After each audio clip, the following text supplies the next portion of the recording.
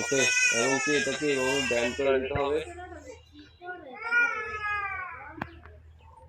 Band করে দিয়ে এটাকে আবার টাইট করে এটার সাথে অ্যাডজাস্ট করে লাগাই দিতে হবে। আমি এটাকে টাইট করে লাগাইনি।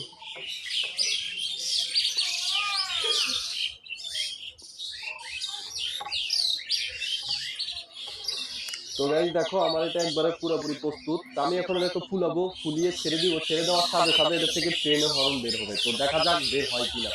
আমি এখন এটাকে ফুলিয়ে নিব। বিসমিল্লাহির রহমানির রহিম।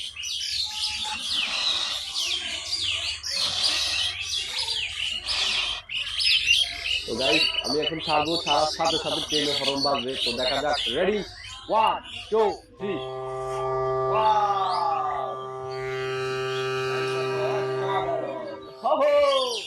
ভিডিওতে যেমন দেখাইছে 100%